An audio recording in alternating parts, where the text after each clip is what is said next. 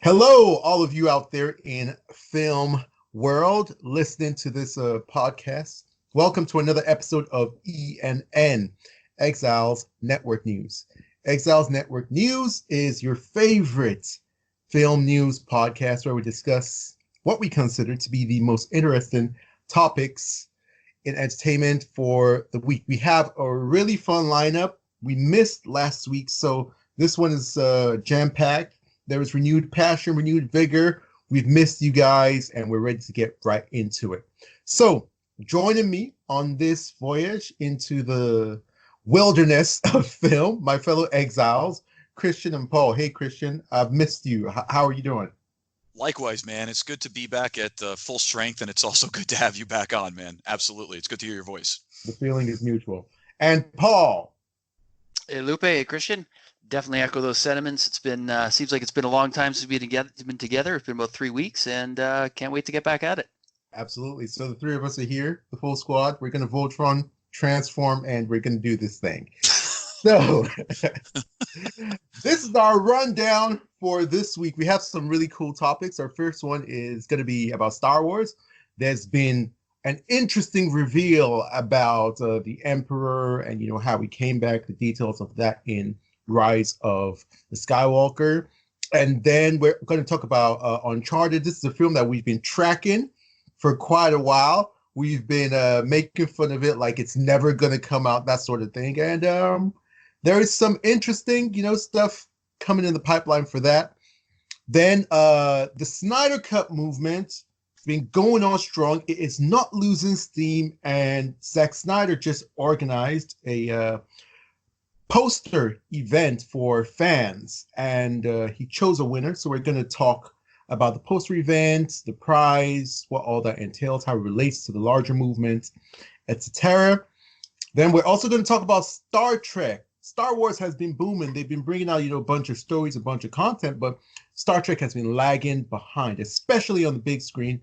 Simon Pegg has a little bit to say about that. Then in our coming soon section, we're going to talk about trailers that came out. We're going to talk about Candyman from Universal. We're going to talk about Artemis Fowl from Disney. And we're going to talk about Justice League Dark, Apokolips War. And then coming to theaters, coming to screens soon, we're going to talk about Castlevania Season 3 for Netflix and The Way Back, directed by Gavin O'Connor, starring Ben Affleck. So, without further ado, let's get right into the do. All right, so we're starting with Star Wars. Emperor Palpatine was a clone. Ooh, that's that came out of left field for me. So the sources that we have on this are that there's a book coming out, the novelization of Rise of Skywalker. It comes out on March 17th. However, Lucasfilm Publishing decided to sell advanced copies at C2E2 convention, which happened in Chicago just a weekend ago. And a few excerpts have been appearing online. And this one specifically reveals that Emperor Palpatine was a clone. And this is the exact quotes. Emperor Palpatine lived after a fashion, and Kylo could feel in his very bones that his clone body sheltered the Emperor's actual spirit. Also, actor Ian McDermott at an event revealed that in the larger script, before it was pared down and cut down a little bit, the script that was written by Chris Terrio, that Kylo had a discussion with the Emperor, and the Emperor revealed to him that he was a clone. So those are two sources, corroborating the same thing. So we can take it as fact. So let's start with Paul. Paul, you're our Star Wars expert. Although Christian, no offense to you, you're also the biggest Star Wars fan here. But Paul, let's start with you. What do you think about this information? How does it affect your view of Rise of the Skywalker, and what do you think it means for Star Wars in general? Okay, so I when we came out of this movie, I did not buy into the Emperor was a clone theory. I thought this was sort of the decrepit remains of his actual body. I thought maybe he'd used the Force to shield himself sufficiently to keep himself alive until he could be rescued by I guess by the Sith Eternals. And I thought that all those apparatus were sort of keeping the remnants of his actual physical body alive.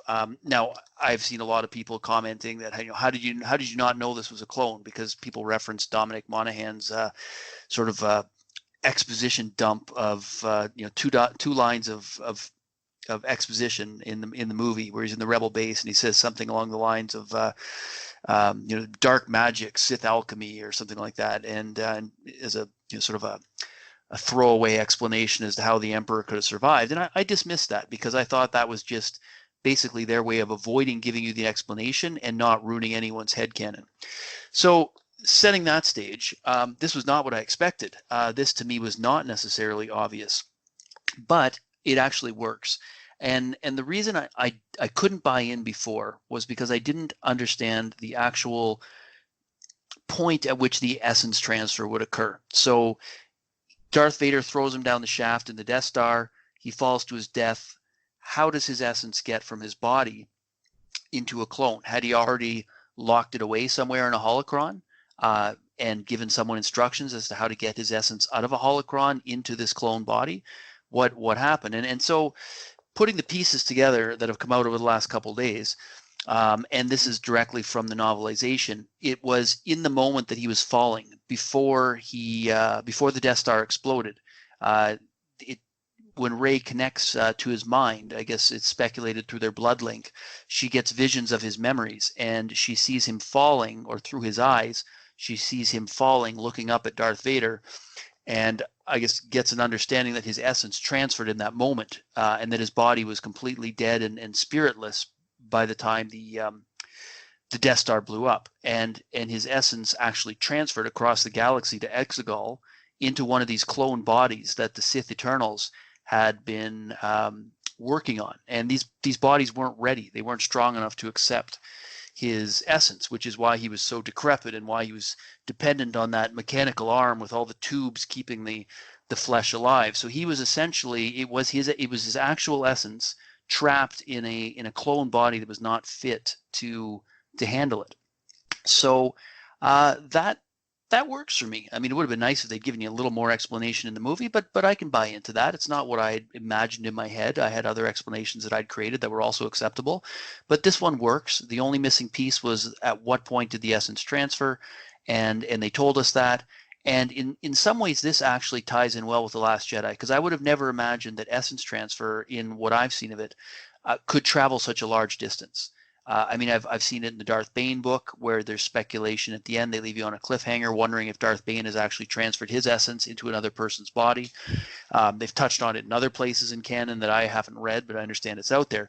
But it wasn't until Luke used force projection across the galaxy to Crate that I, that you see that kind of distance taking place. So this all ties together. In some ways, it actually validates what Rian Johnson introduced in The Last Jedi, and it works. So that's my thoughts on it, and I'll pass it on to you guys. What did you think? Did it work for you? Did it make it better, worse? Christian, you can go ahead and tell us what you think. Yeah, I'm with Paul. I don't blame you for feeling that Palpatine was actually really him and not a clone. I think there were some of my Star Wars fan friends said the same thing. When we did our preview review of Rise of Skywalker, I said then that I kind of felt that that's where we were going. We were probably going for a clone, not the real thing. And it was kind of reinforced in the movie. You had the Snoke, it looked like it was a Snoke clone, and the vials, and so that this what you just pointed out confirms all of that. So now it's officially part of Star Wars canon. I can't really add anything to what you said. I agree with you. I think it works in the movie. It does for me. It doesn't destroy the movie. It doesn't break the movie in any way. It just confirms for me what I already thought. I already thought that he was a clone.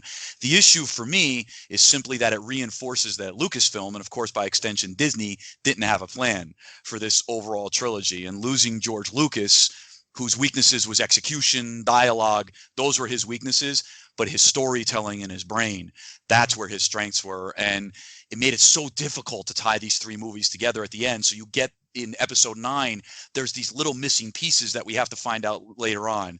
Look, I'll say it this, guys. All 3 of these movies, for me, I can't speak for every Star Wars fan. For me, they were highly entertaining in their own way.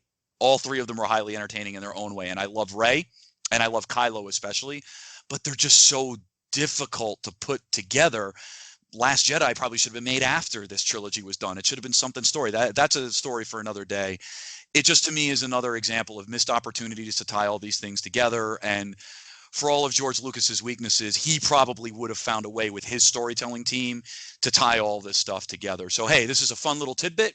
It reinforces for me that what I already thought, that Palpatine is a clone. That's cool. Doesn't break the movie. If anything, it reinforces stuff. So yeah, but it's just, to me, it's sad because it's just this kind of, it's disappointing that it seems like they didn't have an overarching plan from the beginning. Lupe. Yeah. Throw it back to you, Lupe. All right. So I'm not going to dwell too long on this. I think Paul did an excellent job filling in the gaps, explaining the logic behind it, and making it all make sense. And it does. And Paul, I think, Christian, I think you brought great perspective in that the 3 movies, if you look at them individually, they tend to be enjoyable. I think that The Last Jedi is great. I think it's actually like a great film. But 3 of them, to a degree, they're quite enjoyable. I do really detest Rise of the Skywalker because I feel that it's filled with a lot of Deus Ex moments, and that's that's screenwriting lingo for when things happen just because, or it's almost too fortuitous. It's almost as if the hand of God made it happen. Like these crazy, fantastical things that are just making plot holes disappear. And this is another one. And when I heard this news on social media, my first reaction was, this confirms what I've always thought, that Star Wars is the most overhyped, worst, biggest franchise in the world. My heart is stopping. Like, send all the Star Wars fans to my account. You guys send your hate mail to me. I will take it. They're going to have to get in line, Lupe. Your take on Star Wars is so bad on every level. Dude, like, they should form a line from here to Kingdom Come, and they should just, they should just trash me. It's totally fine. I'll keep on saying it because stuff like this just reinforces that it's really bad storytelling. It's really lazy. It's so fortuitous that, oh, we need a big bad. Well, this guy, he mentioned something about staying alive and there's clones, and let's just fit it together and just throw it in there. Then it's not explained in the movie. Then it's explained in a novel, and it's just a mess. And the person I'm most disappointed is Chris Terrio, because for years, after his work on Batman v Superman, obviously he's an Oscar winner, I really championed him as this amazingly sort of intellectual, highbrow, mature storyteller. And this is some of the most amateurish, juvenile, Reddit fan theory stuff I have ever seen. And for him to be even involved, now you know what I'm going to do. Actually, I'm going to keep you guys updated on this. I'm going to ask Zack Snyder how much of Batman v Superman Chris Terrio actually wrote. That's how disappointed I am in him, because I think that we have been giving Chris Terrio too much credit, and I think a lot of the good writing in Batman v Superman was actually Zack Snyder. That's how disappointed I am. But Lupe, Paul, I gotta jump in and rebut. Go ahead. Go ahead. Well, I was going to say, before you do your rebuttal, but I was wondering if you had Lupe's cell phone number, because we could post it on Twitter. And people Okay. No, go ahead. I'm kidding. First of all, I don't want to get into a discussion with The Last Jedi, but I think I will go to my grave not understanding what's so great about that movie. Yeah, they had a monumental task on their hands to try and tie this together. And it's not like Chris Terrio is inventing this stuff himself for the purpose of convenience. He's drawing on a ton of legends storytelling that already exists, that's accepted by the Star Wars fandom. And he's pulling those elements together into a story that not only completes this new trilogy and not only completes the 9-story arc, but also incorporates a lot of that discarded Legends lore that a lot of people really appreciate. So if you're not familiar with that stuff, you might look at this and say, oh my God, this is cheesy fan fiction. But it's not. This is stuff that is accepted. This is stuff that Star Wars fans like. Like if you've read the Darth Bane trilogy, which I personally love, they get into essence transfer. They get into some of this kind of stuff. If you've read the Plagueis novel, they get into this kind of stuff. Terrio's drawing on these beloved extended source materials and pulling them into the canon. Christian, I think you might be more familiar with the storyline where the Emperor actually clones himself in the extended universe than I am. I haven't read that, but I don't know whether it's a comic series or whether it's a novel. Is it Dark Empires? Is that what it's called? Dark Empire. Yeah. Dark Empire. Check out. Sorry, go ahead. Yes. So I've not actually read that one, but from what I understand, that has a similar storyline with the Emperor creating clones of himself to preserve his or I guess his ability to cheat death, right? So this isn't stuff. Yeah, it's from Dark Horse. It's a Dark Horse comic series. Sorry, I didn't mean to interrupt you. Go ahead. No. Thank you. I appreciate the information because this isn't stuff that Terrio's just making up on the fly. Just like he did, like when you see him quoted talking about the research he put in to the Atlanteans and the gods and everything else that he spent 2 years doing to come up with Justice League, and then you see the actual and BVS as well, but then you see what they come up with for Justice League, and you're like that doesn't reconcile, and you realize now that 2.5 hours of that movie is probably sitting on the cutting room floor and replaced with an hour of Whedon's garbage. So you don't know what his end product was, but I would tend to think that he actually did have a fair bit to do with BVS, and then that research wasn't all for nothing. And I would think that he took some of that same approach with Star Wars. But if you're not a fan of Star Wars, if you're not a hardcore Star Wars fan, you might not appreciate that the research that would go into coming up with some of these storylines, and you'd think it's just cheesy Reddit fan fiction. So I think your own personal experience with Star Wars, the amount of exposure you've had to this extended lore, and your own personal feelings towards Star Wars are going to very much color the impression you have of what Terrio produced with story. And then again, he's obviously had a good chunk of his story left on the cutting room floor because they said this was all explained in the original script. And as they go through revisions, more and more got cut to the point where we got this sort of dumbed down version where you're supposed to make massive leaps in the film or wait for it to be explained in additional supplemental materials, which is not foreign to Star Wars as well. That's a big recurring theme in Star Wars, is that things are not well explained, and then you have to go looking for it in supplemental materials, such as the Visual Dictionary, which I actually just purchased a couple weeks ago. I've only read a few pages of it, but I'm looking forward to getting through that as well. So that I'd say would be the alternate take, Lupe, to your perspective on what this says about Terrio's writing. Christian, do you have anything to add to that? Well, we've run out of time, so I can't go into my rebuttal, but my problems with Terrio's work on Rise of the Skywalker has more to do than just the story, has more to do than pulling from lore. A great screenwriter is not inhibited by the tools at his disposal. He can invent tools, and he can invent creative ways, not do lazy writing. But that's to each his own. I will continue to say that Star Wars is massively overrated, and Star Wars fans, the 1 billion of you can cancel me. No, you can't. I'm already a film exile, so too late. The Last Jedi is massively overrated. I'll give you that. Overrated. You guys. Exactly. Any rating it has is overrated. Last time I heard, everybody hated it. And it's still Except overrated. for me, apparently. It's still overrated. Christian's at one rating, keeping it up. No, I know that it's got to fall. I get it. It's I get it's got to fall. But God, I think that movie's a piece of crap. And I think they did as best job they could with The Rise of Skywalker to salvage that trilogy and the franchise as a whole. Hey, there was a meme. One last point. Did you guys see that meme going around with the horse's body? Did you see that one? Oh God, that one. It was so perfect.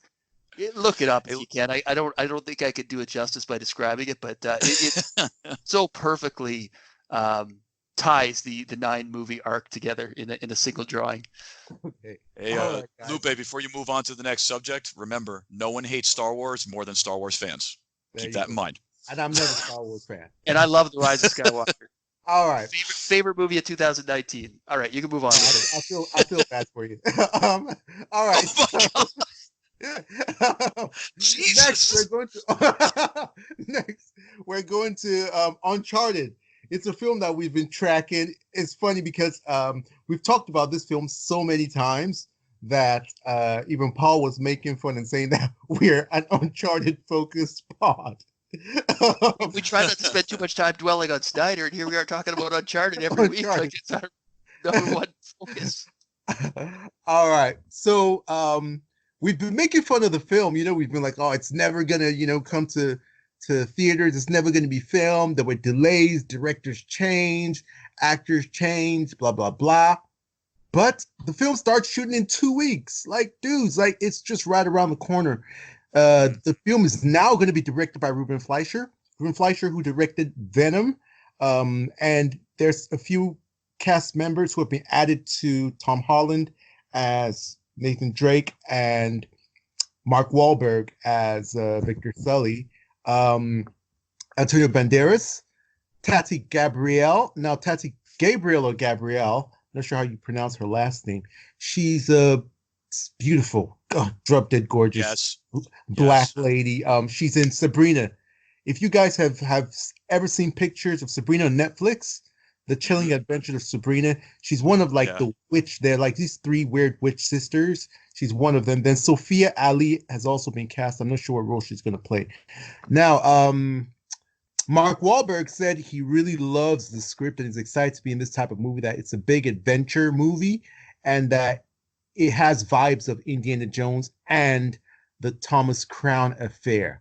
That is massive praise. Massive praise. My reaction to all this news is, starting in 2 weeks, finally, no matter what I feel about the lead actors, I do not like the casting of Tom Holland at all. I don't like the cast of Mark Wahlberg. I actually feel that Mark Wahlberg will be a better Nathan Drake than Tom Holland is. So weird. No matter what I feel about it, I'm still excited to see it because it's such an amazing story, amazing video game, just an amazing confluence of characters and in this world. I really hope that they do well. Also, I really like Venom. Venom is one of my favorite films. Probably my favorite comic book movie of last year. I have it on 4K and I watch it from time to time. I do like Antonio Banderas, and I assume that he's going to be casting a villain role, and I can't wait to see that. Antonio Banderas has been doing all these small indie kind of films, weird films, and he's been actually getting like really good buzz for his acting skill. So I'm really excited to see what he does. I hope that he takes it seriously and he doesn't ham it up, because Antonio Banderas has a tendency to do that when he feels he's doing something that's not serious. He can be very hammy and campy and weird, and I just hope he reels it in and he brings the gravitas and the acting skill that he has. Tati Gabrielle, drop dead gorgeous. That's my future wife. So no slander on her will be tolerated. And then here it's a combo of Indiana Jones and Thomas Crown Affair. The Indiana Jones illusion is baked into the material. It is in the style of Indiana Jones. Yeah. That's a given. But the Thomas Crown Affair, that's one of my favorite movies of all time. It's a heist movie. It's very stylish. It's really cool. Thomas Crown is like outwitting people like 10 times over. He's got like a confidence and a swagger to him. Thomas Crown Affair. So I have to ask, I'm sorry to interrupt you. Do you like the original, the Faye Dunaway one, or do you like the one with Pierce Brosnan and what's her name better? The one with Pierce Brosnan is my jam. I can't lie. Okay. No, that's cool. It's a good movie. I can't lie. Yeah, it's my jam. So, guys, even though I will say again, I really dislike the leads. I'm excited, guys. They've said all the right things, and apart from the leads, they've brought in the right cast of characters and the right crew. Guys, I'm excited. My fingers are crossed. I'm hopeful that it's good. I will really give it a good chance. Even if I hate Tom Holland in the role, it's possible that I love the movie in its entirety, and I'm excited. I'm happy it's finally filming. So, woo, for video game movies. Christian, what do you think? I'm with you, by the way. Tati Gabrielle slander will not be tolerated. She has the greatest eyebrows Jesus ever Christ. in the history of all eyebrows. She's a gorgeous woman. Anyway, that's not the point. I'm glad you're excited. I'm That is the excited point. with you. But that's not the point. That's the point. It is the point. It is the point. I'm glad you're excited, man. Look, I've gone back to the Uncharted video games lately. I bought the HD collection, the Nathan Drake collection, and I'm enjoying them. Getting through them. I'm really liking. Video game movies have a bit of a rough history. Some have been highly enjoyable. I'm looking at you, Alicia Vikander with Tomb Raider. That was a highly enjoyable movie. And this is another one that's had a really rough path to the big screen. But dude, like you just said a minute ago, it's happening. We should be celebrating that it's happening because, okay, I'll put it to you this way. I'll try to keep it brief. I think Tom Holland gets some hate because the guy looks like a freaking baby, and also because of the anti-MCU backlash. His Spider-Man, in my opinion, is very divisive. He's an Iron Man Jr., he's weaker in the role, etc., blah, blah, blah, blah, blah. And I think that role influences a lot of people's opinions on him, both positive and negative. Some people, the stands, are going to love him and love everything he does because he's Spider-Man, and the people that hate Disney, hate the MCU, they're going to be negative on him and say whatever he does is going to be crap now. So my opinion, he's not a bad Spider-Man. He's a product of the MCU. He does give it 110%. He loves playing the character. I'll leave it at that. Give the guy a freaking shot. My opinion now, this has a good cast. This has a good team behind it. Some of the stuff, you start reading stuff like Indiana Jones and Thomas Crown Affair, you're now talking about an action-adventure heist movie, and I'm starting to like what I hear. All I want is the internet to give the movie a goddamn chance because I want to see this movie do well and I want to see video game movies do well. So can we please just wait until the trailers come out before we say Tom Holland sucks and Mark Wahlberg sucks and this movie's going to suck? That's basically it. And really, that's what we do right now, right? We either go all in and say this is going to be incredible, or we go all in and say this movie's going to tank. And we just make these spot judgments, and that's the end of it. So I'm with you, Lupe. I'm hyped. I like what I'm hearing. Good cast, good crew working on this. Let's give this movie a damn chance. That's all I'm saying. That's it. So I throw it to Paul now. All right. I'm not as invested as you guys are, but I like this style of movie. I like the Indiana Jones style of movie. I, like Lupe, am skeptical of the casting choices, particularly Tom Holland. I do not want an MCU style buddy comedy. I'm not interested in that. Not that MCU does buddy comedy, but I have this fear that this is going to be buddy comedy with MCU style humor, and that would be devastating for me. Not that I'm even that invested. I can't imagine being trapped in a theater for 2 hours, dealing with that. As for the new news of casting, I like Antonio Banderas. I liked him in Desperado. I liked him in Zorro. I love him as Puss in Boots. And, if in my perfect world, we get more of him licking himself as Puss in Boots in Shrek 5. That's what I want. That was fantastic. Come on. That was fantastic.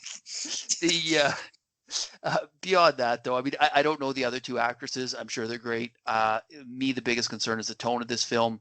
I just don't want it to devolve into jokey family comedy. Keep the emphasis on the archaeological adventure, and that's going to work for me. I'm not as big on the Thomas Crown Affair as you guys are. I've said before, I'm not a huge fan of heist movies in general. It's just not my thing.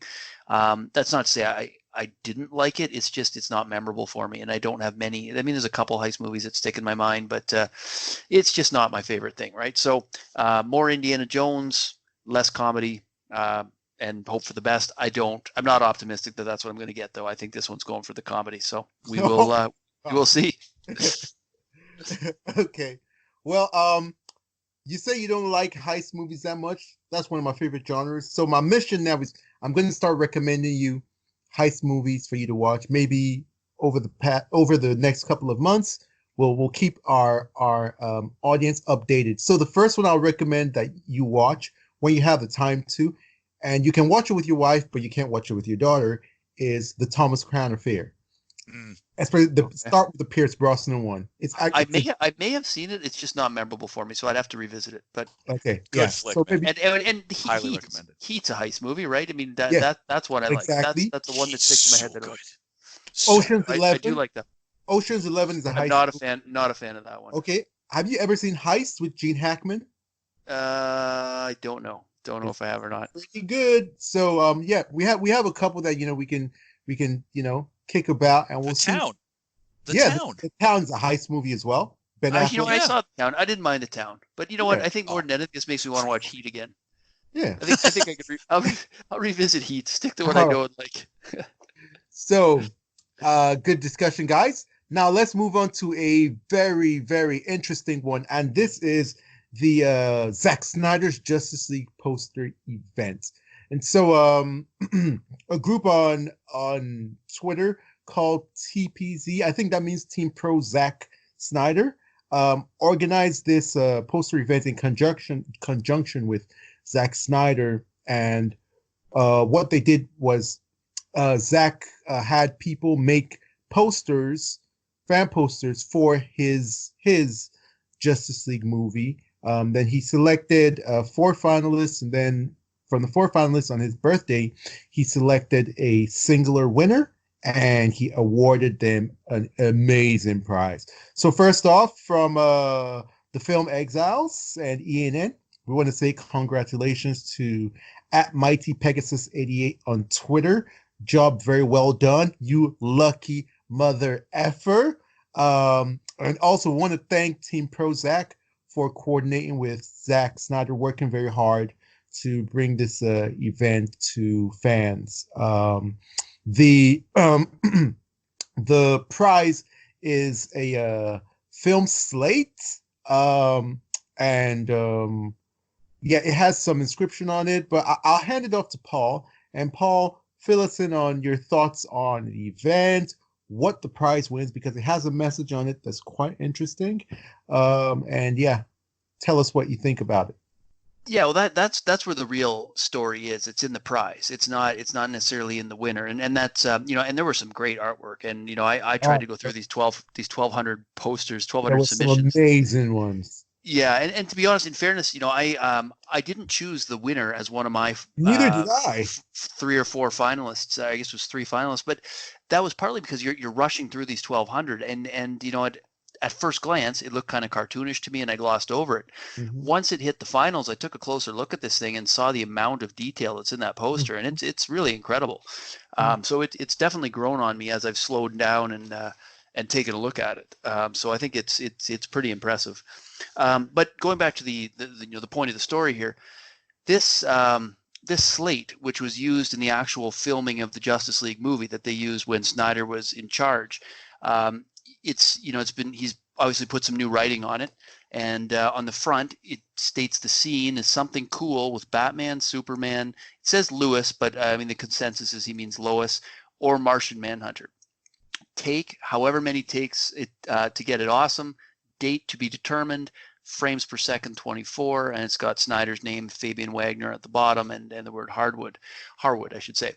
Now on the back it says, please extend to the bearer of this slate the right to pass all security protocols and the permission to operate this motion picture scene and sync marker on the set of any additional photography for the motion picture known as Zack Snyder's Justice League, in the unlikely and purely speculative event that such photography is needed.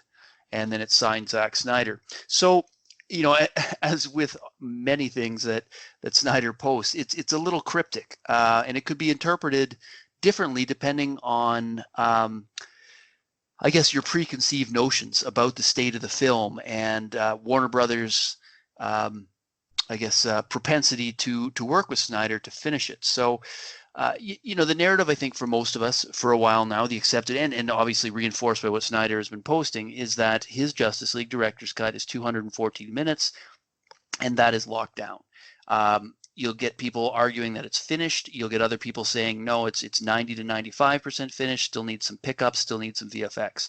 That's where I fall. I mean, I have nothing, you know, I don't talk to anyone directly in the know. So my impression based on what I've seen is that there's still a little bit of stuff that needs to be shot. So it seems like this is hinting at the filming of the Harry Lennox scene. And the implication is obviously that Snyder intends to film it. Otherwise, I don't think he'd give this as a prize, right? Like you're not going to give a prize to come on site and assist with additional filming if you don't think there's a possibility, and probably a very good possibility, that you're going to do additional filming. Now he's provided the disclaimer in the unlikely and purely speculative event that such photography is needed. So what does that mean? Is it sort of a wink because he can't make an official announcement? Is a negotiation still ongoing and not a sure thing? That's also very possible. And then he's also saying in the unlikely and purely speculative event that it's needed. Well, I mean, he knows if it's needed or not. Does he need it, or is it a nice to have? Could he put the movie out the way it is without this scene? I mean, that seems to be what we believed before this, that even though certain pickups weren't filmed, that he could still release it without those things. And now maybe he's negotiated to be able to add in those things, those little touch-ups that he wants to do to make the film the best it can be. And to what extent that is, I don't know, because the Martian Manhunter scene we saw in the storyboards doesn't include Batman or Superman. It includes Lois, Martha, and Martian Manhunter, although, from what we've seen, we would imagine that the Lois and Martha portion of the scene is already filmed, and all that's left is the transformation from either Lois or Martha into Martian Manhunter and then back into General Swanwick. So there's potentially more at play here.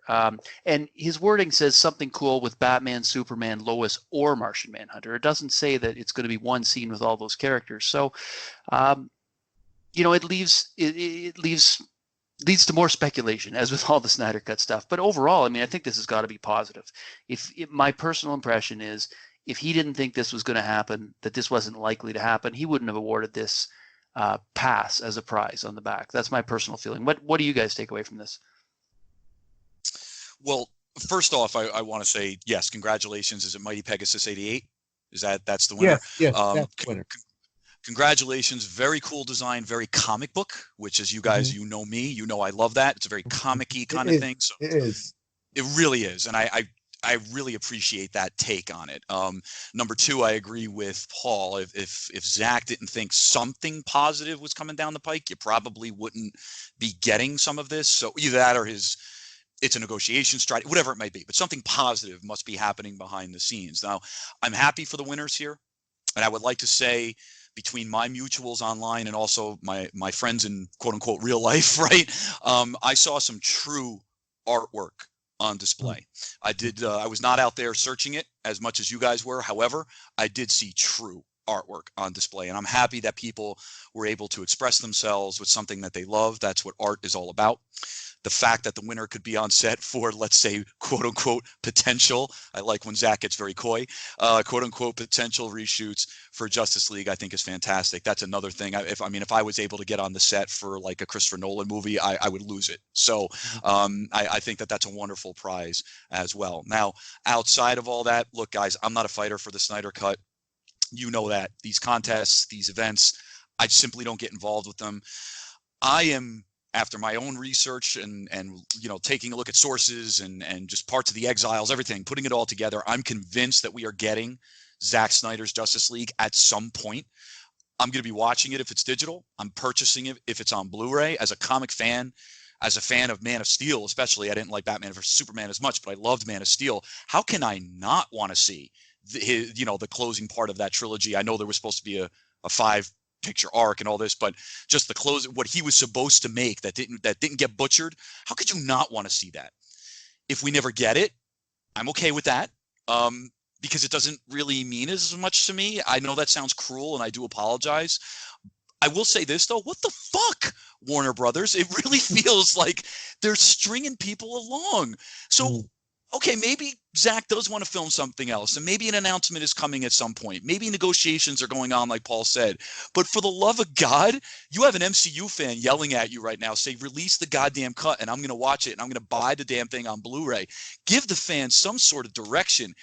The complete and utter press silence, or whatever it is that's coming, is weird. It's very strange. I understand there might be negotiations. This is really weird. I think you guys, as fans of this, would really appreciate some sort of directions, or say you're not doing it, and then the fans can blow up and kill you for saying that. So, hey, man, in the meantime, I do occasionally mute the Snyder Cut when it drives me crazy, and I mute it. But I would like to say I do hope this cut comes out. I hope it comes out sooner than later, because I'm just kind of sick of this, and I want to see it. I really do want to see it. But I will end it and throw it back to Lupe by saying, guys, great job on the artwork. Some of the stuff I saw out there was truly inspired. And I really want to say I liked seeing the much more comic book inspirations that I saw. So congratulations to you guys. You guys did a wonderful job with that. And that's coming from a guy that's not as much of a fighter for the Snyder Cut. So really, guys, good job. Wonderful job. All right. Well said by both of you. I'm going to take a different angle. I studied, social sciences in university. I studied economics, actually. And I took from a minor, sociology. So I always like to look at things and ask, why does it exist? What is it doing? Why is it present? Why is it there? What's the function? And I really love that Zach and TPZ put this event together. I love that it's a way for Zach to interact with his fans. I love that in this time when the Snyder Cut is not here, there isn't like a brand new Zack Snyder movie for us to all, engage over. It's something for the fans to do, an event to keep people, busy and interested. Because Zack Snyder has built this community of people around him, of people that he interacts with. They're fans of his, but he treats them like friends and like a family. And it's really interesting because Zack Snyder is one of the most popular directors in Hollywood. Make no mistake about it. When he was on social media, he had one of the biggest followings, maybe number 2 or number 3 on all of social media. Christopher Nolan wasn't on social media anyway, but I think he was like number 2 behind Michael Bay. So this is someone who's like a huge director. But the weird thing is that he doesn't have a lot of friends amongst the press. The press tend to hate Zack Snyder. They have their own clique. They have the people that they like, their favorites, and Zack Snyder was never one of them. So what Zack Snyder has done and what has happened, it actually happened naturally, is that his fans are his press. His fans are his patrons of his art. And there's a direct link between Zack Snyder and his fans. He's not trying to go through the media, dropping quotes in the media, or trying to, reach an audience through the media. He goes to his audience directly, has formed a relationship with them. And it's a beautiful thing to see. So I love this event. I love what it stands for. I love how it brings the community together, how it brings the community together with the artist. And my analytical mind just tends to look at things from that perspective. And I think it's a very beautiful thing that more directors should actually take on, and do. I actually think it's a actually good example of how directors should consider their audience, should consider the people who are patrons of their art and interact with them a lot more. I think it's a shining example. As for what is written on the slate, I don't think I don't want anyone to get too hyped up over anything, because I don't want people to get disappointed. We know that the Snyder Cut is coming. We just don't know when. I agree completely with Christian, but I don't want anyone to see this and think, oh, that means it's imminent. That means it's going to happen. Like HBO Max is going to, announce it like pretty soon. Like, nothing that was on there indicates that or indicates otherwise. It could be in a couple months. It could be in a couple years. We don't know. It says highly speculative, and there's a possibility of it. So I just think it says everything that we've known before. Additional photography might be needed. It might be a case where when it's released, the studio says we're not putting any money in this. You have to release it as it is. And if that's the case, I'm gonna love it just as much. I really don't care. I just want to see it. I'm not bogged down in the details of its completion or what percentage or what VFX. Just give me my Snyder Cut story and let me have my my closure on the issue. And I'll just say one thing in terms of HBO Max announcing it. I don't know, Christian, and a lot of people have been like, "How stupid can you be? Like this is like, yeah, this is money just sitting." That you're just not sitting there. Just sitting there. WB have been making very bad decisions. I'll continue saying it Toby Emmerich, Walter Hamada, they are not good at their jobs. Remember that they bet against Joker, their most successful movie. They bet against the movie. Now you might be wondering, what does Lupe mean by they bet against it? Number one, the movie was greenlit by the previous regime. The regime when Zack Snyder was around, under Greg Silverman, okay? Now there was a regime change, and they were changing things. They wanted to go lighter, more optimistic, whatever, more Marvel-like, do whatever you're going to do. So Todd Phillips had to sort of fight with them to get the movie to start filming. Like, guys, don't scrap this movie. It's going to be good, blah, blah, blah. Okay? He says that there was somebody at marketing. I'm not sure the name of the person, but he said that there was somebody at marketing, a powerful person at marketing who was like in his corner, was the person who helped push it through. So you know what Toby Emmerich and Walter Hamada and the guys at Warner Brothers did? They slashed the budget. Then they slashed WB's stake in it to insulate themselves from failure. They bet against it. They bet that this movie is not going to do well, so we're going to reduce our stake to 25%. So this billion-dollar movie, this movie that did all these amazing things, at the end of the day, you'll be like, wow, WB has a billion-dollar movie. They can only get 25% of the profits on that movie because they bet that it will not perform well. So they've been making bad decisions, and this is just another bad decision. I think one of the things that they're going to be watching, which Snyder Cut fans have to be on the ball about, they're going to be watching for the performance of Army of the Dead on Netflix. They're going to be very, very, very, very, very keen on the numbers, on the metrics, like what's Zack Snyder's fandom, people who like Zack Snyder, apart from critics, because critics are always going to bash every Zack Snyder movie. They're going to find, like, how profitable is it for us to put a Zack Snyder made film with his sensibilities, Zack Snyder Unleashed, on a digital platform? What's the benefit of that? So if Army of the Dead flops, or it doesn't do a thing, it just comes and goes, that's going to make the release of the Snyder Cut more in jeopardy, something that's not going to be attractive to them. So I've been telling people, if you like the Snyder Cut and you want it to come out, you have to make sure that Army of the Dead is like the biggest Netflix movie ever. That means that you have to tell your friends about it, your family, your co-workers. That means that if you don't have Netflix, you have to sign up for Netflix for that month. If it's only that month, watch it as many times as possible. Get on social media, hype it up, get on Facebook, do all the amazing things you've been doing for the Snyder Cut for Army of the Dead, if you're truly a Zack Snyder fan and if you truly want to see the Snyder Cut. So, I mean, I went on for quite a bit longer than I wanted to, but I wanted to give a unique perspective to the discussion about this poster event and the status quo of the Snyder Cut. So, going on to our next topic, we are going to talk briefly about Star Trek. We started with Star Wars in our discussions, and let's round out with Star Trek. Simon Pegg says that we may not see any more of the current iteration of Star Trek movies on the big screen. This is his direct quote. He says, "I don't know. The fact is, Star Trek movies don't make Marvel money." I think what he meant to say is they don't make Star Wars money. They make maybe 500 million at the most. And to make one now, on the scale they set themselves, is 200 million. You have to make 3 times that to make a profit. I don't feel like the last one.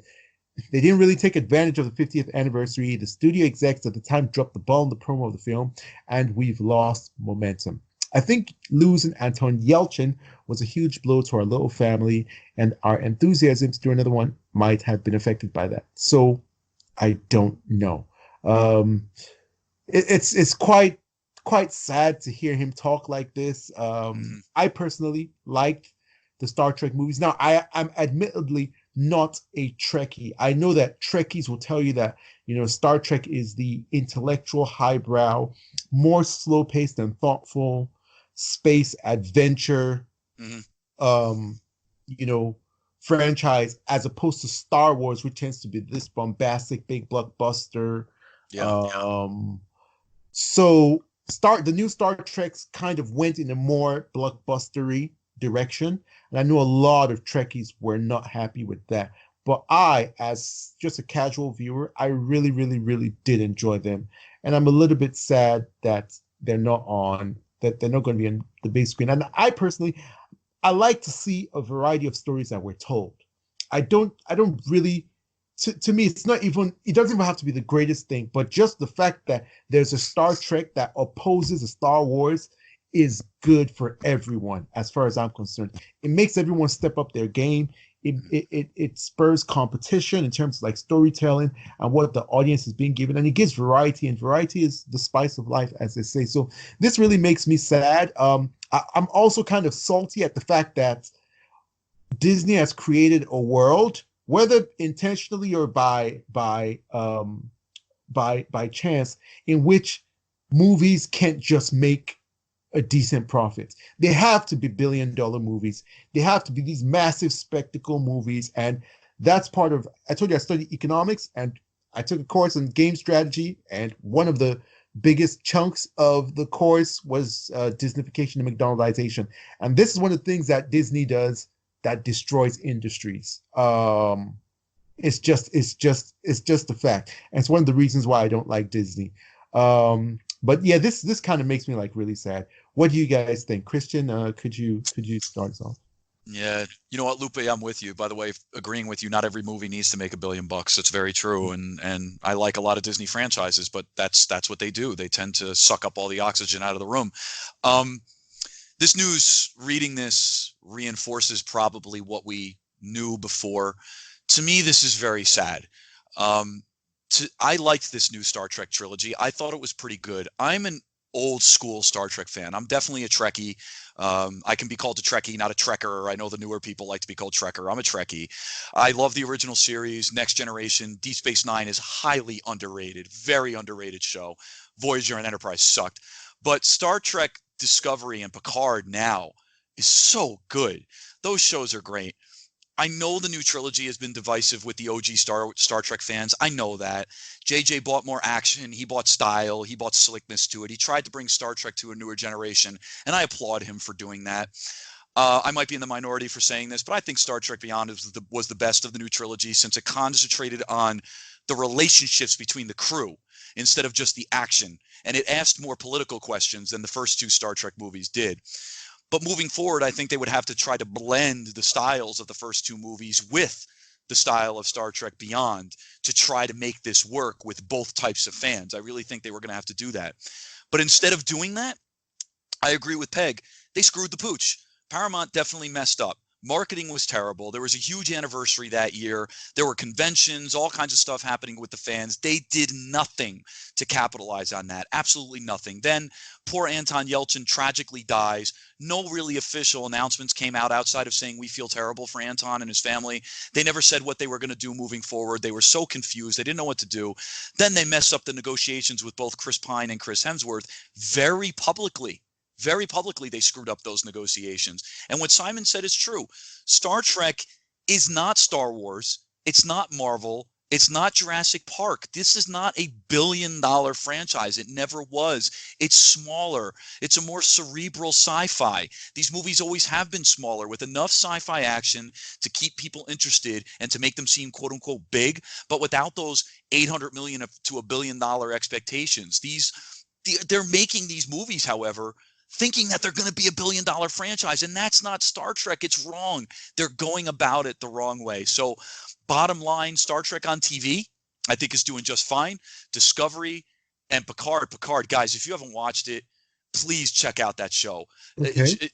Patrick Stewart he's so good even at 80 years old. That guy, it's an emotional show. It goes back to his time with the Borg. It asks questions about the Star Trek universe. It asks questions about race. That's what Star Trek's all about. Yeah. That's what it's always been all about. So I think Picard is just a great show, but it's a travesty that we don't have movies in the pipeline. It's horrible. This is an old school franchise that deserves the love that I don't believe we're going to get. So we have to be happy with Discovery and Picard, which is great, but it deserves to be on the big screen. It deserves to be a cinematic experience. So yeah, I'm really saddened by this, and I'd like to hear, what you have to finish with and what Paul has to say too. Yeah, so I'll go in next. Yeah, I mean, I like the new trilogy too. Now I don't like Star Trek Beyond. It was the one that I didn't like. I thought it was more of a nostalgia pander. It felt more like uh,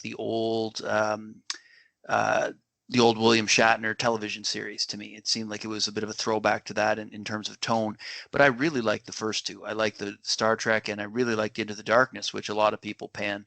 I thought it was the best of the bunch. So that's more my style. I wouldn't call myself a Trekkie or a Trekker, but I mean I grew up watching the original television series. I watched all the movies and looked forward to them. I probably saw every episode of Next Generation. I was a big fan of that show back when it was originally airing. I did not keep up on any of the series since, though. I've given each a try for a very short time period and lost interest fairly quickly in each of the new series. Now that said, this is sad, right? I mean, I've liked 2 out of 3 of the new movies. I would have loved to have seen a fourth. And this is a problem that's, like you guys said, I don't believe this is solely Disney causing this problem. This is more of a Marvel phenomenon. There's 2 types of movies that make money. There's Marvel movies and there's animation for children, which Disney also does.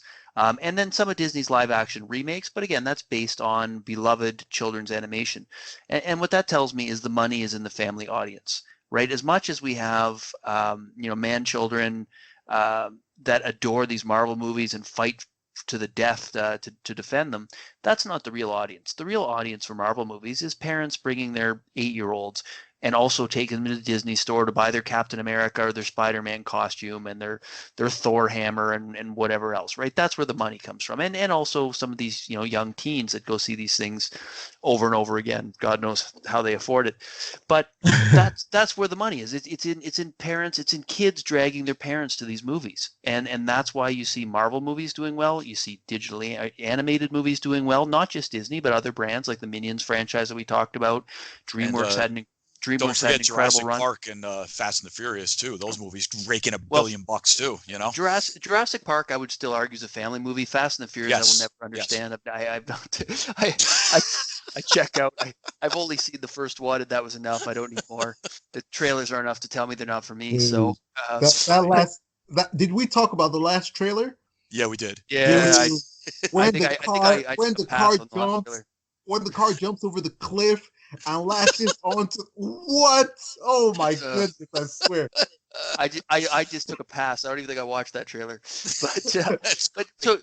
my long-winded point here that I'm trying to make is that Disney's a victim of this as well. I mean, when you look at Disney, they've got a number of movies that don't do well.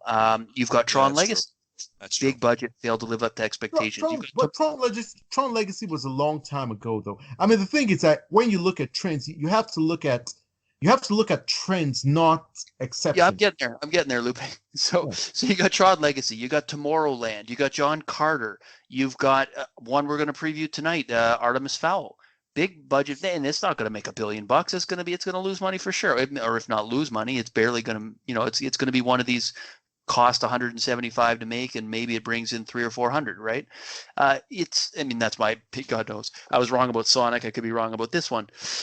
But there's a whole slew of these movies, and science fiction in particular has been really hit hard. And even Zack Snyder movies, you could say, fall into this category of look at a Man of Steel, a $225 million budget brings in 600 million in revenue. That's enough to make some money, but it's not the $1 billion money. Same thing with BVS, huge budget, huge marketing. Yeah, it brought in some nice money, but it didn't bring in Marvel money. There's a whole slew of these films that are geared more towards adult and science fiction. Extreme example would be Blade Runner. Look at the budget on that, and it was a colossal flop financially. There's a whole slew of these films that aren't family fun that are in this same predicament, where I think studios are going to have to roll back budgets a little bit if they want to keep making them. Or you just can't have these. They're not going to make $1 billion because they're not selling to kids, right? So if that's the case and you're hoping for 500 or 600 million, well, then you're going to have to roll back the budget a bit and make the movie. So I'm assuming that they're going to come to that realization. It's a shame that they're just saying, well, this one's off the table because it's not going to make $1 billion. You could roll back the budget. You could put 150 million into this and hope for 500. That would probably be acceptable, you would think, right? So I imagine that people are going to come to that realization at some point. You're going to start to, or this type of content is going to go to streaming, which we're seeing some of that already. You look at Army of the Dead as an example. You have some other big budget streaming projects where they're not the family fun. They go to streaming because where do adults watch? Adults watch once they can finally put their kids to sleep, and it takes them 3 nights to watch it because they keep falling asleep every 20 minutes because they're old and tired, and by the time they get their kids to bed, they just want to go to sleep. You sound like you're talking from experience. Yes, that's why it takes me 4 sittings to watch a movie unless I'm really invested, because the minute I get my daughter to bed and sit down, I pass out. So that's how adults consume movies now. And streaming gives you that flexibility. Not to mention home theaters are incredible now. I mean, and fairly reasonably priced based on what you would spend in the past. I mean, I made a fairly major investment in a home theater a few years back, and I would rather watch movies at home than at the theater most of the time. Unless I'm going for IMAX, I prefer to watch movies in my basement on streaming or a Blu-ray, right? So I think there's a shift. And that shift is going to entail a slightly smaller budget, and it may mean moving some of these movies out of the theater and making them high-profile, big-budget, direct-to-streaming movies to incentivize subscribers and retain viewership on the streaming services. And Snyder Cut would be an example, right? I mean, that would be, and that one, I mean, God, it wouldn't cost that much money at all to polish that one up, and you'd have, I mean, what would be my most anticipated movie of any year that it gets released, right? So there's a market for these things. It's just figuring out where they belong. And something like Star Trek, I mean, that franchise isn't just going to go away. I got to believe you're going to see more Star Trek movies, and you're going to see them well made with a reasonable budget. Is it going to be theatrically, or is it going to be a headliner direct to streaming? Who knows? But I mean, it's disappointing to hear that this is off the table for now. But I think long term, you're going to see something. It just might not have a $250 million budget behind it. Yeah. Well, go ahead. Yeah. Well, just to wrap up, although we've gone over time, I understand that point of reeling back budgets, but the sad thing is when you reel back the budgets, you can tell that it's not the spectacle that the competing movies are.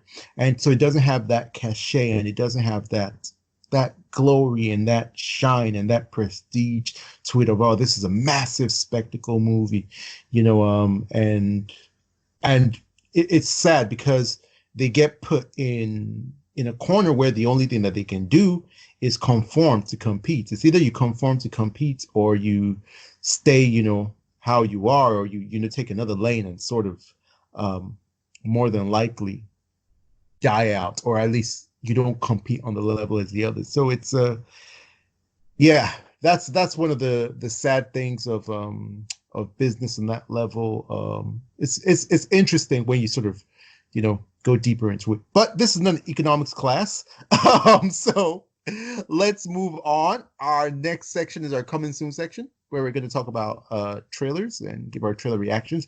We have 3 trailers to talk about. The first one is Candyman from Universal Pictures. This one is coming to theaters on the 12th of June, right in the summer. So they have high hopes for this one. The producer is Jordan Peele. It's a big name in horror these days.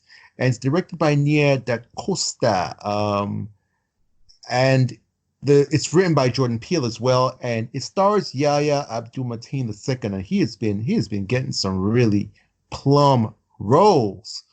And the synopsis is, for as long as residents can remember, the housing projects of Chicago's Cabrini Green were terrorized by a word-of-mouth ghost story about a supernatural killer with a hook for a hand, easily summoned by those daring to repeat his name 5 times into a mirror. In present day, a decade after the last of the Cabrini Green towers were torn down, visual artist Anthony McCoy and his girlfriend, gallery director Brianna Cartwright, moved into a luxury loft condo in Cabrini, now gentrified beyond recognition and inhabited by upwardly mobile millennials. So, guys, what did you think of the trailer? Go ahead and give us a brief reaction. My brief reaction: creepy as hell. Yeah. It goes creepy as hell. Now, one of the cool things I think we know about Jordan Peele is it's not just going to be creepy. There's going to be a fresh take here, and he's absolutely going to make some sort of political commentary in here. He's going to say something about class. He's going to say something about race.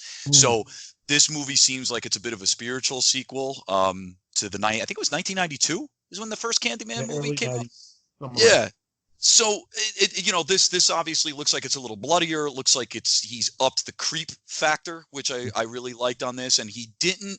Now he's, like you said, he's not the director. He's the writer producer in this one. And for me, he was writer, producer, director for Get Out, writer, producer, director for Us, which I didn't like as much as Get Out. I thought Get Out was a better movie. I liked what he was trying to do with Us, but I just thought in execution, Get Out was better.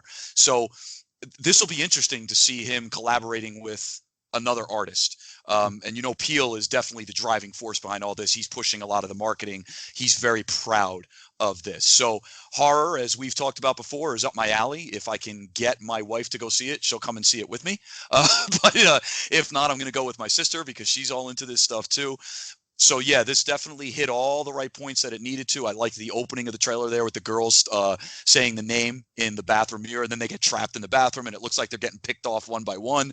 Kind of the creepy moment where he's going into Cabrini Green. We're seeing that there's a little gentrification going on there. So I like how his team always seems to blend the horror with the real world, and it looks like they're doing that again with this version of Candyman. And there's going to be some sort of throwback to the original, and he's going to have some sort of connection. His character is going to have some sort of connection to Candyman, which would definitely make it a little more personal. So looks cool. I want to see a little bit more about it. Right now, color me intrigued. I most likely will. I don't know if I'm going to see it in theaters if I can get someone to go with me, because I'm not going to go by myself. So I'm going to throw it out. Like, I'm going to leave it at that, because if I got to go by myself, I'm not going to go see it by myself. I got to have my sister or my wife with me. I'm a baby. All right, Paul. Yeah, well, my wife will not go see horror in theaters. This is something she'd probably watch with me at home. It's something I was pleasantly surprised with this trailer. I'm not. Well, first of all, I've not seen many of Jordan Peele's movies. I watched Us, and I was not impressed by it, and actually turned it off about 2/3 of the way through and just never went back to it. Just lost interest. I've been told that Get Out is much better. I don't think I've been told by anyone that it's not good. So that is one I want to see. So I need to go back and watch Get Out. But this trailer impressed me. I was expecting just more typical horror, the typical grade B horror stuff. This actually seemed a little like a fresh take on it. Now, I'm not. I don't know if I've ever watched any of the previous Candyman movies from beginning to end. I know I've seen little clips of them here or there, but this one looked better to me than what I recall from those. So this looked good. I liked what they were doing with it, and it's something that I will watch. Unlikely that I'll see it in theaters, but something that I'll watch probably fairly eagerly when it's available on home release. All right, cool. For me, this has added meaning. I really like that Christian highlighted the fact that Jordan Peele is going to add political commentary on it. There's going to be something about race, definitely something about gentrification. I'm from Chicago, and I've been to Cabrini Green before, like a long time ago, when it was like really, really bad. And the setting itself feels like the setting of a horror movie. I hope that's making sense to people. Like, in real life, in those days, it used to feel like, for an outsider visiting there, coming in there, used to feel like you were in a horror movie. And so for Jordan Peele to bring that sort of feeling of dread and terror and darkness, and have that real world parallel, I think it's just like super clever. And I really hope that he pulls on those threads and really makes some powerful commentary, because I love movies that do that, that don't just entertain, but also, stimulate your the intellectual part of your brain. So yeah, I was impressed by this. I saw some people didn't like it, which I found weird. Yeah, I liked it. I thought the trailer showed a bit too much, to be sincere. There was some stuff that I felt like, damn, they should have saved that for the movie itself. So if you haven't seen the trailer, I would advise that you don't watch it if you can help it. But if you're okay with like spoilers, then watch it. But I feel like it showed a couple spoilery plot points. What? Go ahead, Louis. No, go ahead. I was just going to say, have you guys followed Jason Blum at all on Twitter talking about dealing with some of the complaints that he gave away the whole story for Invisible Man in the trailers, and the fact that it was only because Lee Winnell fought against giving away one final twist in the trailers. Blum said otherwise we would have given away the whole thing in the trailers because it's the only way they can get people out to these movies these days. So wow. I don't know if this is a symptom of that, but it's a really interesting read. If you look him up on Twitter and look at some of his recent tweets, he's basically apologizing for the fact that they have to give away the whole movie in the trailers just to get butts and seats, basically. But it seems to be an industry-wide problem. Yeah, Invisible Man is actually another trailer that I felt gave away too much. I actually didn't watch the entire trailer. I just watched about 70% of it, and I was just like, whoa, like this is like the entire movie. Time to hit pause. Exactly. Yeah. Time to hit pause. Yeah. Yeah, and I felt the same way watching that movie, and I watched the whole thing and watched the whole trailer, and now I don't really feel like I even need to watch the movie, to be honest. Yeah. Well, all right. Let's move on to our next trailer. It's Artemis Fowl from Disney. This one is directed by Kenneth Branagh, which is weird. This dude just directs all kinds of different things. I really like him as a director. He did Cinderella. He did Thor. He also did the Agatha Christie movie. He also, by the way, directed a really awesome version of Hamlet. Oh, he did? He's really good with movies that require high production values and have this sort of elaborate settings. That happens in all his movies. He's really good with that, like costumes, interiors, that sort of thing. So this movie, the synopsis is that it's based on a beloved book by Eoin Colfer, if I'm pronouncing that right. It's a fantastical, spellbinding adventure that follows the journey of a 12-year-old genius, Artemis Fowl, a descendant of a long line of criminal masterminds, as he seeks to find his father, who has mysteriously disappeared. So that's a short synopsis. What do you guys think of this trailer? You want me to take this one first, Christian? Yeah, you start off. I'll go. Go ahead, Paul. Sure. So I'm not familiar with the books. So I'm going in kind of blind to this without any sort of preconceived notions. I understand there was a little bit of a backlash from people who are familiar with the books. And I've heard it compared to a bit of the backlash that the Percy Jackson movies got, and those aren't books that I've read either. Although it's something, my daughter's getting to the age where these maybe are the kind of books that we might start to look at.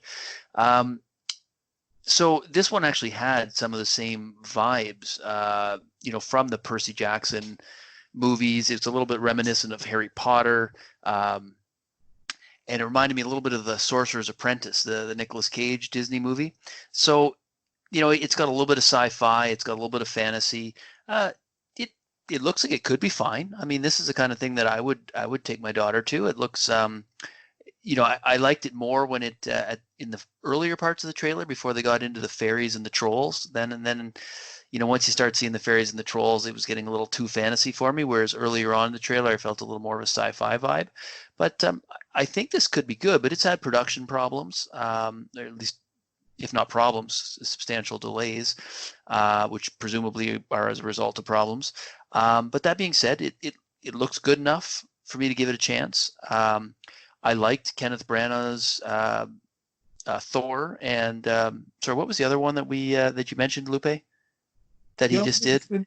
He did Cinderella, and Cinderella. That's it. Yeah. Thank you. I really like Cinderella. The live action Cinderella I thought was a really good movie. So based on those two, Cinderella I thought was one of the better live action adaptations, and Thor was back when I still liked the Marvel movies, and I remember liking it just fine back then. So unless my tastes have changed significantly, I think it was probably one of the better MCU movies. So I'm willing to give this one a chance. But at the end of the day, whether or not I'm going to get my butt in the theater for this depends on whether or not my daughter sees the trailers and wants to see this film. If she's not excited about it, it's something we'll wait for digital home release. If she sees this trailer and says, I want to see that, then we'll probably be in theaters watching it. Just to interject, He directed Murder on the Orient Express. That's the Damn one I right. kept forgetting. Damn Which right. I really, really like because I love Agatha Christie. Yeah, it's a great movie.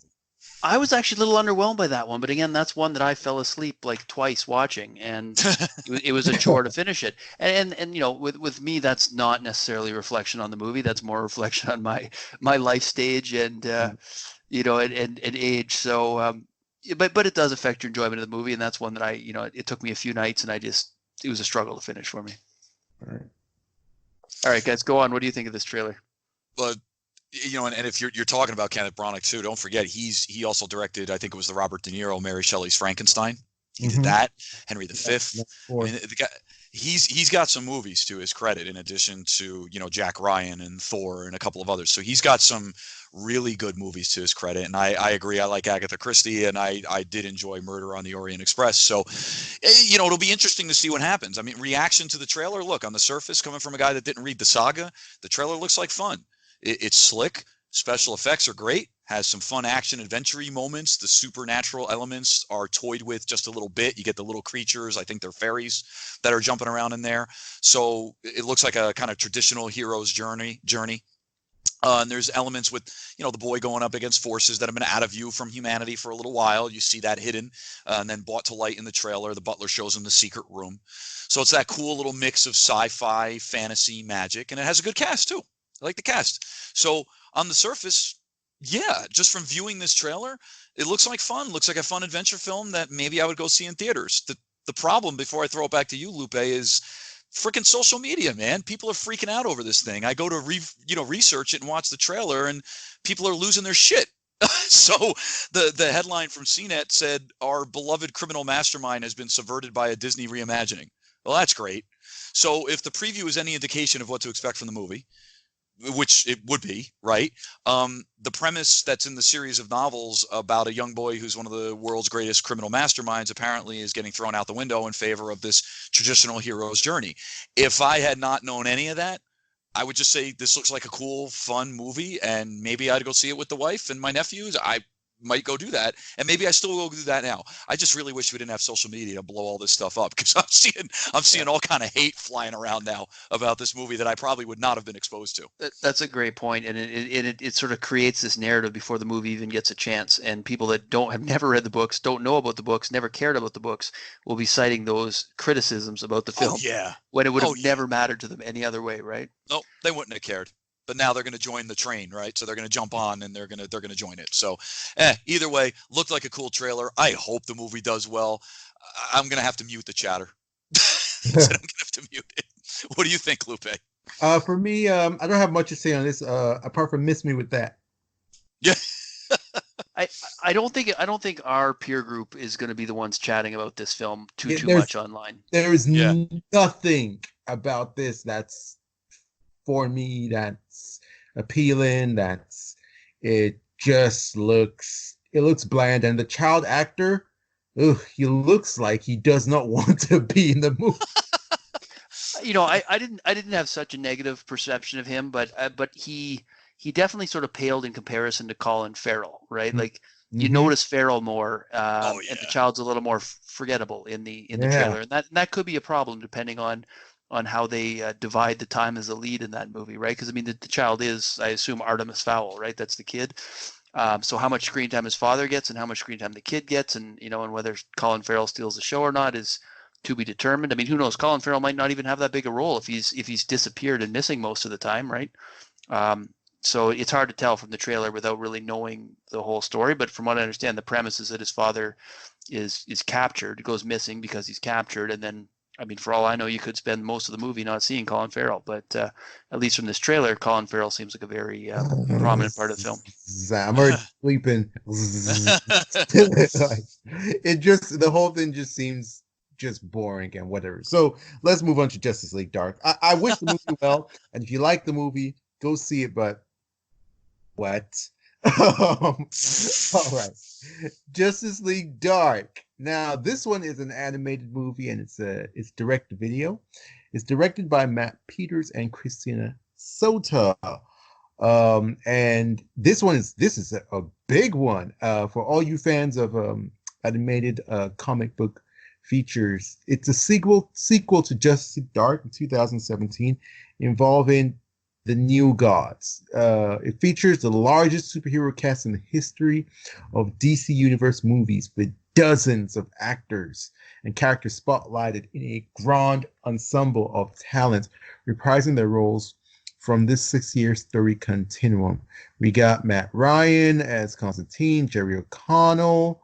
We got Taissa Farmiga, Taissa Farmiga, that's Vera Farmiga's sister, as Raven. So basically these three characters, Constantine, Superman, and Raven, they're basically the head of the Dark Universe, Justice League Dark, Superman for Justice League, and Raven for Young Justice.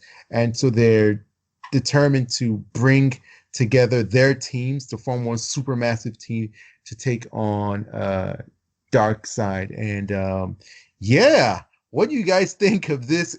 I actually I'd heard of this a long time ago, but I hadn't paid attention to any updates, and so it came out of left field for me. I just heard trailers, hitting tomorrow, and it was here, and I watched it. So let's start with Christian. Christian, massive comic book guy on here. I bet this pleases you. Oh, this hit all the right notes. I'm not going to bore you guys too much, but I will say, why the hell can DC Animated continue to nail these freaking things, and the DCEU goes up and down on a consistent? I don't fucking, excuse my language, I don't get it. I mean, look, and this is coming from a guy who really enjoyed a bunch of the DC. I love Man of Steel, Wonder Woman, Suicide Squad. There's a couple of others that I think are really good, but the DC Animated movies have been out of control. They've done such a good job. Now, they started releasing really good animated movies back in like 2007. I think it was Superman Doomsday. And what they did is they kind of created a separate continuity for that. But ever since they released Flashpoint Paradox, they've been telling stories in it like Justice League War, right? So you have like this now interconnected universe. So let me repeat that. They have an animated interconnected universe that they can't seem to do on the big screen. What the hell is going on? So I just don't understand it. I think it's awesome that they're going balls to the wall here and they're making it R-rated. I think that's fantastic. The animation here is good. They didn't go crazy with too much CGI, which can be very distracting, I think, when you go with animation. They decided to make it bright, but it still looks dark. If you catch my drift, it's bright, but it's still dark at the same time. Darkseid is creating an army of his parademons, and it looks like the heroes are all going to have to team together. We're getting Superman, Raven, we're getting Constantine in this freaking movie. So they have found a way to assemble the Justice League and all the characters together in a way that makes sense, that's organic. They've made Darkseid seem scary. They've made him seem like he's the all-powerful force that's acting behind the scenes in a way that, it looked like Zack Snyder wanted to do, but the studio didn't want him to do it, and they blew it up. And look, it's working. Now, you can make the argument that, it's animation, it works in animation. But just look what the MCU just did with a battle scene at the end of Endgame, having all these characters beating the crap out of one another, and Thanos had a ship and all this other stuff. They snapped people out of existence. Guys, it can be done. So I will say this. I love seeing these comic book stories told in an animated fashion that's dealt with respect. They treat the source material with respect. The R rating, I think, shows that. It's not done in a campy, funny way. I think they do it in a good way, a way that fans can appreciate. They tell a good story. The voice cast is very, very, they're talented. They're treating the source material with respect. I just don't understand why they can do it here and they can't do it on the big screen. I don't know if you guys watched Batman, the Killing Joke, if you've watched that. Yeah, it's outside of continuity. I know some comic fans had issues with it, especially the Batgirl on Batman scene. Some people had problems with that. It's sitting on my shelf on Blu-ray. I think it's fantastic. I'm going to be picking this up. I'm absolutely going to be picking this up. I think this is great. So the fanboy in me is wetting his pants over this. So I think it's wonderful. I hope you guys watch it. As Snyder fans, I think you guys are actually going to like this. I really do. So, because I think you'd enjoy what DC Animated is doing. If you haven't watched it, I highly suggest it.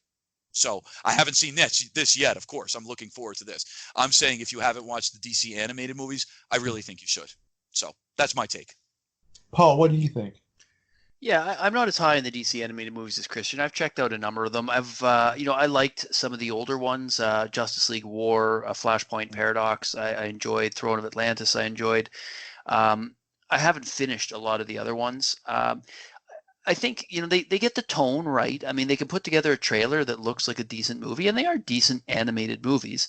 But I don't think these are necessarily like I've seen people raise this point before. How come DC animated gets it right, but the live action can't? What exactly are they getting right, though? I mean, the stories are pretty simplistic. The dialogue is stiff and cartoonish. It's not movie caliber dialogue. It's good for a cartoon movie. This is not something that if you made the same movie live action, it wouldn't work. I mean, it is a cartoon. There are elements that could carry over, but I mean, the dialogue is painful. And that's fine for a cartoon, but that's what these are. And these are a niche market too. I mean, let's not pretend that these are bringing in the audience that the theatrical movies aren't. I mean, Man of Steel and the Ultimate Edition of BVS are so far beyond what this, and Wonder Woman even and Suicide Squad are so far beyond what these animated movies could ever be. Right now, that being said, as cartoon movies, this looks good. It looks fine, and I've liked some of the other ones, and I think this looks like it would be enjoyable too. I couldn't get through watching this without thinking about the Nightmare Future from BVS and what should have been in Justice League. I mean, you see Apokolips on Earth, you see the London Eye and the Thames burnt out, and you think, wow, did they steal from Snyder's Justice League arc here? Or is this just taking from the same source material Snyder took from? But I mean, that's the lens I view DC with now. It's the what could have been lens. It's the this should have been in Snyder's movie. And I think, Darkseid coming to Earth and turning Earth into Apokolips is something we probably should have got. And that's what I take away from this. So in a sense, that's my biggest curiosity about watching this is I want to see how they do that storyline with the, with Darkseid coming to Earth and creating an apocalypse on Earth. And you know what? Sure, I'll watch it. This isn't something I'm gonna buy, but I'll, if I get an opportunity to watch it on streaming, whether it's a digital rental or at some point if it's free on one of the streaming services, then I'll give this a shot. But I don't put these movies up on a pedestal in terms of why can't live action be like this. I think what's worked in the live action is night and day better than this. Although some of the misses in live action and the inconsistency and the unwillingness to stick to a plan in live action definitely is a problem, where maybe they don't have the same pressures with the animation because they don't have to make as much money and they don't have to appeal to as broad an audience. They're appealing to their niche audience that buys these animated movies, and they like what they're getting, so they're giving them more. And that's probably why they're allowed to exist, and the movies we love aren't. Lupe, what do you think? Yeah, I kind of agree with you. I mean, I agree with both of you in terms of I feel they're awesome at what they do. I will say that the reason why they're allowed to exist, why you don't have people saying, "Oh my God, they're trying to copy Marvel by making like a crossover, blah blah blah," when this has been happening in comics for decades. Oh yeah. It's because Marvel is not interested in animated movies. If Marvel was interested in animated movies, if Disney was, and they're not because the financial returns aren't that great. They're only interested in billion-dollar, franchises and billion-dollar cinematic universes. If that was the case, then we'll have this whole shit show, excuse my French, where they're always comparing everything and nothing is allowed to exist on its own terms. So I am happy for the animated universe that they're able to have this massive crossover event, and they don't have silly fans and blog sites and bloggers comparing them to something else and trying to tear them down, saying they rushed, they didn't, all that rubbish. It really was eye-opening to see all these characters together and see the potential that DC has with all its characters to tell these sprawling epic stories and pit all these heroes against the greatest of great and the most evil, powerful baddie out there, Darkseid. So I'm very, very curious to see this. I really like Justice League War, although that was directed by Jay Oliva, and he's no longer at DC. I hope that they can nail the same tone. I hope that they are not scared and that they really push the envelope in terms of how visceral and dangerous and how intense the stakes are. And I hope it's good storytelling. I have high hopes for it. I did think that this is another trailer that showed too much. It got to a point where I stopped watching it because it was just showing everything, the entire film basically in a highlight reel. So yeah, I really like this trailer. So before we move on to our coming soon section for coming to screens near you, which is your favorite trailer? Which one had the biggest impact on you? And I guess which one was your least favorite out of Candyman, Artemis Fowl, and Justice League Dark? I'd have to say Candyman's probably my favorite trailer because it surprised me the most. It's definitely the creepiest. And Artemis Fowl is my least favorite. Doesn't mean it's bad. It's just my least favorite. Paul, what about you? It's a tough one. Yeah, on a personal level, if I was going to sit down and watch one of these by myself, probably Candyman would be my favorite. But Artemis Fowl is one I'm most likely to go see in a theater with my daughter. And the Justice League holds that little bit of curiosity because of my appreciation for the characters and what could have and should have been with the Snyderverse. So, it's hard to say. Each has their pros and cons. Yeah. I'll say for me, the Artemis Fowl just wasn't doing anything for me. The Candyman had the biggest impact on me. It came out of nowhere. Like, they really got me interested in the movie. I might actually see this in theaters, which is rare for for a horror movie. I'll probably if I'm doing a double bill or something or a matinee. Nothing like prime time for me. But my favorite was Justice League Dark. Definitely Justice League Dark. That just warmed my heart. Like it really made me proud to be a DC fan. And I've always said that the DC has better characters than Marvel, as far as I'm concerned. I know that one thing about Marvel that a lot of people don't know is that the X-Men are super underutilized. And when you bring them into the fray and add them, to what has been done with, the solo Avengers characters, but DC just kills it with their characters because apart from having, the greatest superheroes with the Justice League, you have their younger cohorts with Young Justice, but Dark Universe like that has so much potential. And then the villains, like DC's villains, when you bring them into play, people like Lex Luthor, like the Joker, and then obviously you have the big bad in Darkseid. Like, this is the stuff that DC on film and people like Walter Hamada should be working towards. But as I say it over and over again, these guys, they're not comic book people. They just aren't. That's not their background. They're not comic book lovers. And so they don't understand the potential. They don't see the vision.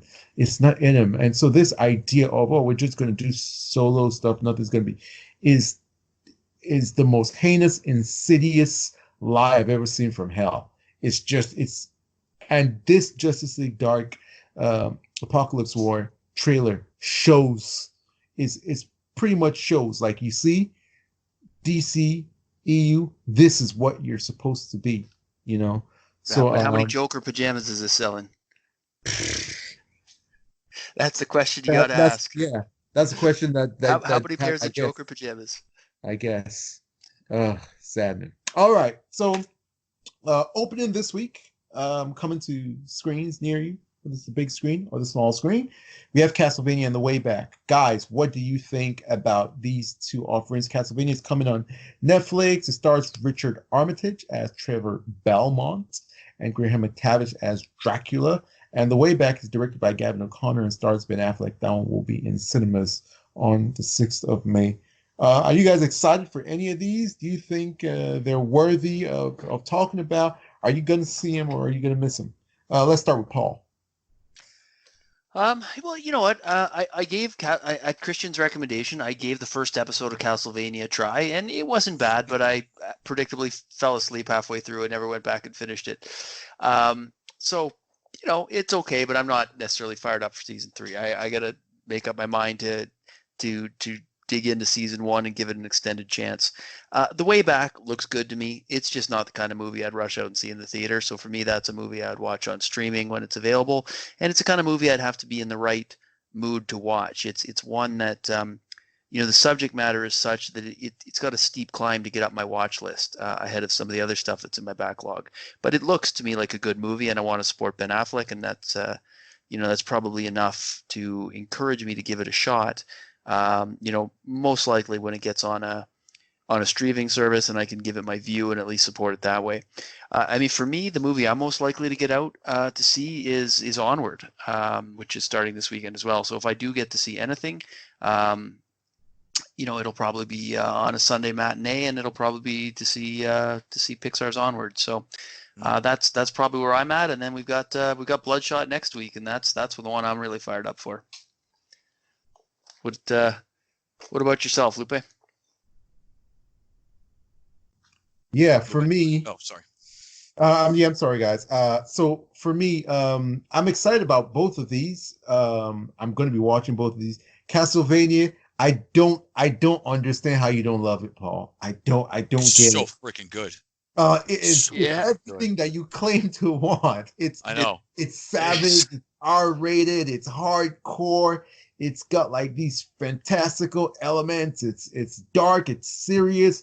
It's not like buddy cop humor or anything I'm more into sci-fi than fantasy though. Like vampires aren't necessarily my thing. I like the religious sort of aspect of it, but I'm more sci-fi than fantasy. But I didn't think it was terrible. It just didn't grab me the way I was kind of expecting. So okay, well, and you only saw half of one episode, so that's true. That's fair. I haven't given it a full evaluation. That's not enough to judge it on. The beginning of the first season and the end of the first season are definitely good. There's that middle kind of drags a little bit, but it gets real good. Yes. And The Way Back. Now, guys, listen to this. So The Way Back is coming out on the 6th of May. So I looked up the release date in the UK, and it said the 13th of March. Mm-hmm. And I was disappointed. I was like, oh man, I'm getting like a week after like the US. Like, what is this? What is this treachery? Is this like revenge for the revolution and for the is this the US kind of like, I don't know. So I actually like have like a bunch of friends. It's going to be about 7 or 8 of us, and I actually we booked a date to go to the movies, like a whole group of us. I say, you guys, we got to go, like, let's go watch The Way Back. I'm trying to support the movie, and they're like, oh, okay, all right, sounds good, like we're gonna do it, like. And then I'm trying to plan the date, and I look up online just an update, like, oh, when's the release date? Because sometimes it'll release like just a couple days before, so it might be slated to release on a Friday, and there may be some preview showings on Wednesday or Thursday that you can get in for. And I find out that it comes out on the 24th of April. Oh, wow, dude! Okay. Dude. Oh my God, wow. I am so upset. You do not know how I am. I'm heated. I'm like water for chocolate. I am so angry right now. Like, what is this? Like why? Like, what? Like, what did UK people ever do? I mean, if this is like some kind of like revolution thing, like, okay, we hate the UK, so we're gonna punish them. I'm an American citizen living in the UK. This affects me. What are you guys doing? What is this? I'm so salty about this. This is one of my most anticipated movies of the year, of the entire year. I love Ben Affleck as a writer, a producer, a director, an actor. He has such great taste. There's nothing he does that is bad. There's nothing. The only thing that he's done that's been bad has been Joss Whedon's Justice League, and that's because it was hijacked midway through. Daredevil was kind of crap too. Daredevil was rough. Crap. Yeah, Daredevil was crap. No, I don't think it's as bad as people think. But crap. To add a caveat, I mean, like, after, like, when we're talking about from like Gone Baby Gone, and from like you're talking like that new time, Ben Affleck. exactly. Like, that new Ben, Ben Affleck. That Ben Affleck everything he does is amazing. If you guys haven't seen Live by Night, because you probably heard that the reviews weren't good, that film is amazing. Like, there's nothing he does that isn't good. And the subject matter of this, when I saw the trailers, I was already in tears. I was like, Jesus Christ, like, an alcoholic playing an alcoholic in this sort of emotional role. Guys, like, this movie is going to be everything. It's going to be everything. It's going to be so good. And now I have to wait almost 2 months. It's like, I swear, this is not, I don't know what I did to deserve this. I don't care what it is I did. I don't deserve this. Like, honestly. I apologize. I don't know what to tell you. My wife and I actually got our tickets already. We're going to see it on Friday night. God. We're going out to dinner and we're going to see it Friday night. So, yeah. Sorry. All right. There's one thing you can do for us, though. Yes. Can you review it for us? Absolutely. Yeah, I'd be happy to. So I'd be happy to. We'll get that sorted, and I will live vicariously through you. So, Christian, what about you? What are you looking forward to? Well, we know you're going to see The Way Back. There's that. Yeah. I was very, very pleasantly surprised by the trailers when not only, when you guys, but other members of the Exiles were like, hey, dude, take a look at this movie. And definitely was surprised by my reaction to the trailers. I didn't think that I would be as emotionally affected by them as I would. Not that I was crying or anything like that. It's just that I was like, oh, I want to see this. And I didn't expect that I would feel that way. So I was actually chatting with my wife about a day or two ago, and she was like, yeah, why don't you just buy the tickets? Let's go see it. So we're going to see it Friday night. So we're going to go out and hang out, and we might get punched in the face emotionally, but we are really looking forward to it. And I will absolutely tell you with no spoilers what we think. So yeah, I do want to see this, and I'm looking forward to it. Castlevania Season 3, bro, I'm pumped. I don't know how else to say it. This video game is like a huge part of my childhood, and then the video games that came after it, as I got into adulthood, have all been pretty good, and the storylines have also been pretty good. They haven't just been throwaway, stupid adventure games that you're just whacking away, killing vampires. They've always had a rich storyline that has gone through some of the games have been shit, I'll be honest, but for the most part they've really done a very good job of telling a pretty cohesive story in the Castlevania series. And when I found out a couple of years ago that they were going to do this and turn it into an animated series, they could do whatever they want. They could get as bloody as they want to. They could get as crazy. They could go into like crazy religious aspects and magic. And that's exactly what they did with seasons 1 and 2. Mm-hmm. And I won't ruin a lot of it for poor Paul, who I know hasn't watched it yet. They kill off a major player in the first 2 seasons. Mm-hmm. So they have to go into a really different direction for season 3. And Camilla looks like she's going to be a bad bitch moving into season 3. So yeah, I'm happy that they're releasing it. They're not going to pull a Disney and make me stretch this out over 2 months. I'm going to get to binge this over the course of like a weekend or so. So yeah, count me excited, man. I'm really want to see season 3 of Castlevania. Really do. So count me. I'm in. Pumped. Nice. So there we have it.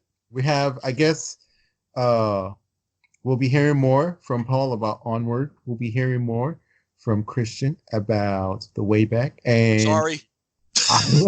God damn it. Sorry. It hurts.